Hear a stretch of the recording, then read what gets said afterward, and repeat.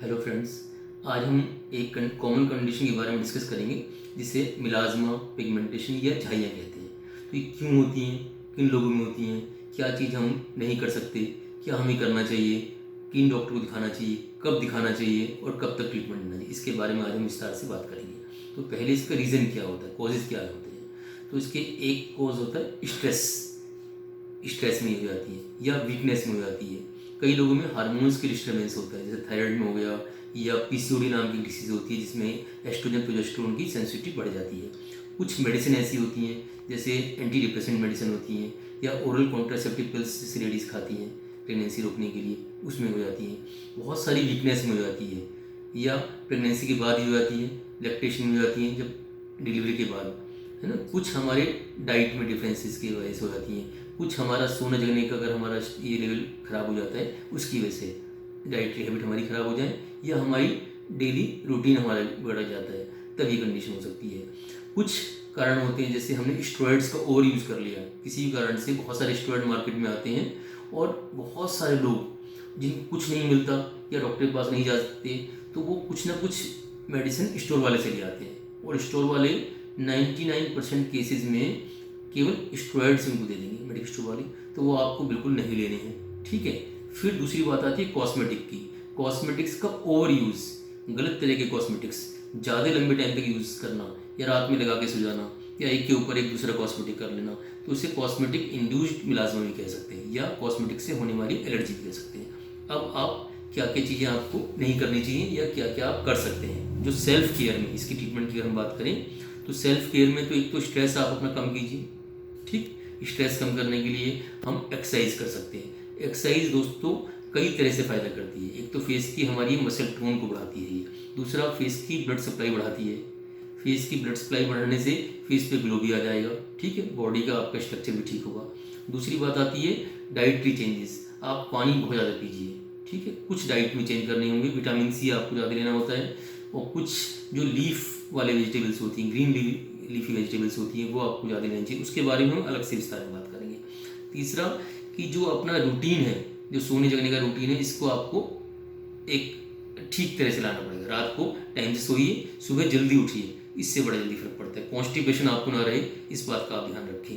खाना आप regular time पे खाते रहें, ठीक है। ये सब चीज़ें आप कर सकते हैं। जो आप फेस पे लगाते हैं कॉस्मेटिक के बारे में कुछ चीज़ें ऐसी हैं कि आप एक तो हर टाइम लगा के ना रखें उसको। जब ज़रूरत है तो आप कॉस्मेटिक लगाएं, और जब ज़रूरत नहीं है उसको वॉश ऑफ कर दें। नाइट में तो कभी भी लगा के ना रखें, ठीक है।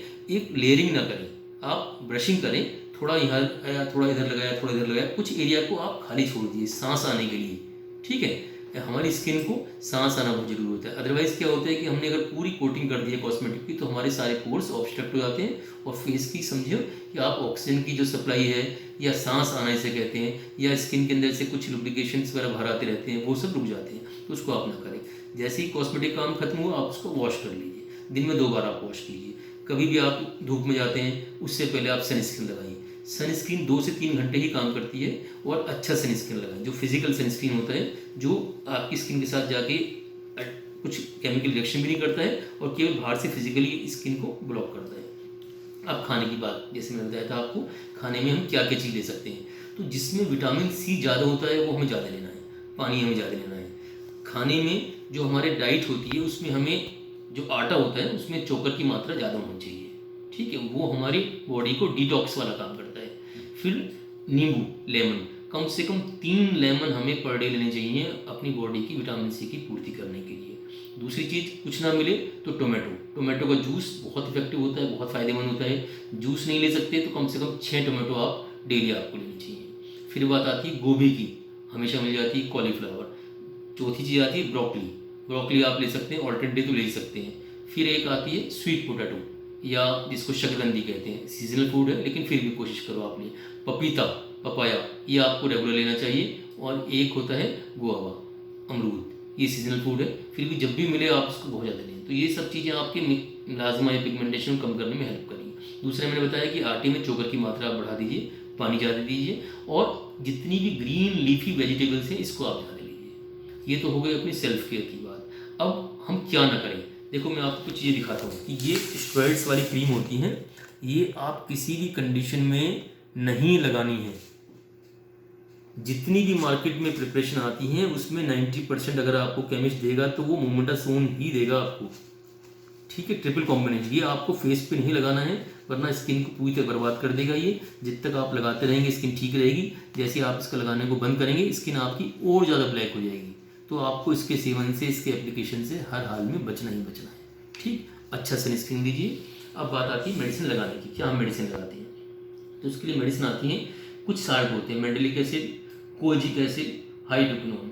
तो हाइड्रोक्विनोन के बहुत सारे साल्ट आते हैं, ये आप डॉक्टर की सलाह से ही करना, ठीक है। तो कब कब मेडिसिन लगानी होती है, कोई एक क्रीम ऐसी नहीं होती जो उसको लंबे टाइम तक हम लगा लें तो मिलाजमा ठीक हो जाए। जब मिलाजमा की पावर ज़्यादा है तो ज़्यादा हाई पावर वाली क्रीम लगाएंगे, ज़्यादा पावर वाली क्रीम लगाएंगे। जब मिलाजमा की पावर कम हो गई तो हम इसकी क्रीम की पावर भी हमें कम करनी पड़ेगी। कुछ क्रीम है ऐसी लगानी है जिससे स्किन हमारी एक्सफोलिएट होती रहे, स्किन निकलेगी तभी स्किन दूसरी आएगी और हमारी मेडिसिन अंदर जाएगी, ठीक है।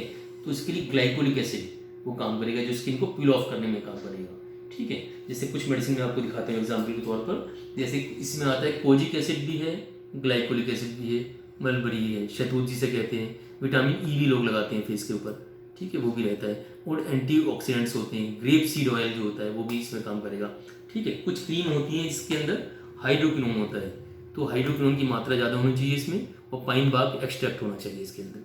तो ये कुछ क्रीम हो गई। अब खाने की आइटम, खाने की मेडिसिन। खाने की मेडिसिन में आता है सबसे नंबर 1 ग्लूटाथियोन।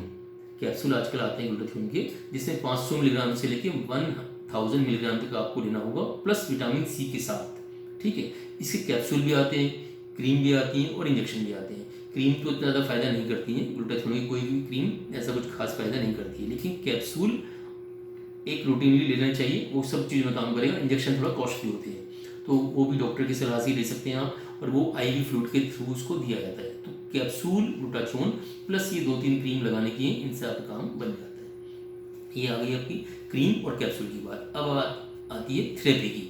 थेरेपी क्या लेते हैं, तो 2 से 3 तरह की थेरेपी होती है। इससे आरएफ थेरेपी हो गई, ये थेरेपी अब किसी आप डर्मेटोलॉजिस्ट के पास जाके या कोई भी जो स्किन क्लिनिक है सर्टिफाइड, उसी में आप जाकर करा सकते हैं, ठीक है। अगर ये मशीनें अच्छी हैं थेरेपी की, देखो तब तो आपको फ़ायदा करेंगी। और मशीनें ही कोई लो क्वालिटी की हो गई या चाइनीज़ मशीन हो गई या लोकल मशीन हो गई, उनसे आपने करा लिया, पैसे का पैसा गया और ऊपर से आपको, है ना, इसका हार्म भी झेलना पड़ सकता है। तो ये सब चीज़ें, selection of doctor, selection of clinic जो है ना, ये बहुत इंपॉर्टेंट होता है। मेडिसिन आप कहीं से भी ले सकते हैं, मेडिसिन तो अपना आप काम करना है। जो थेरेपी की मशीन होती हैं उसकी क्वालिटी बहुत ज़्यादा डिपेंड करती है ना। आरएफ थेरेपी हो गई, हाइड्रोफेशियल एक चीज़ होती है, मेडिफेशियल एक चीज़ होती है, और माइक्रो नीडलिंग एक आरएफ होता है, वो कर सकते हैं। क्यूसिच लेज़र होता है। तो ये सब चीज़ें अगर हम 3 से 4 महीने का पीरियड होता है, मेडिसिन के साथ साथ ये करते हैं, तो हमारा कोई भी मुलाजमा होता है चला जाता है। कोई मुलाजमा 40% चला जाएगा, कोई 50 चला जाएगा, कोई 70 चला जाएगा, कोई 80 चला जाएगा, कोई 100 चला जाएगा, ठीक है। ऐसा नहीं है कि ये करने से आपका 100% चला जाएगा या ये खाने से आपका चला, ऐसा कुछ नहीं है। जो भी मुलाजमा की पावर है, कारण है, अगर आपका कारण कंटिन्यूस आपकी बॉडी में है तो आपको मुलाजमा कभी भी आ सकता है।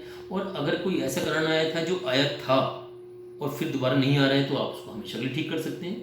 तो इसके लिए एक फाइट होती है, एक बीमारी की लहर होती है। जब जब डिसीज़ को, मुलाजमा को प्रोड्यूस करना चाहती है, आपको ऊपर से टक्कर देना होगा मेडिसिन की। तो मेडिसिन से इधर से जोर लगाएंगे, बीमारी इधर से जोर लगाएंगे, तो इस तरह से हम बीमारी को हरा सकते हैं। और जब भी दोबारा प्रॉब्लम आए तो आप दोबारा से मेडिसिन स्टार्ट कर सकते हैं, ठीक है। तो ये कुछ चीज़ें हैं जिनके बारे में आपको ध्यान रखना है। आप इन चीज़ों को फॉलो करें। आप हमें व्हाट्सएप के थ्रू या हमारे फ़ोन नंबर इसमें दिए गए, इसके द्वारा भी कॉन्टैक्ट कर सकते हैं। कोई प्रॉब्लम है तो आप उनसे क्वेश्चन पूछ सकते हैं, ठीक है। क्लिनिक हमारा दिल्ली में है, कभी आपको फिर भी प्रॉब्लम हो तो आप हमें आकर दिखा सकते हैं।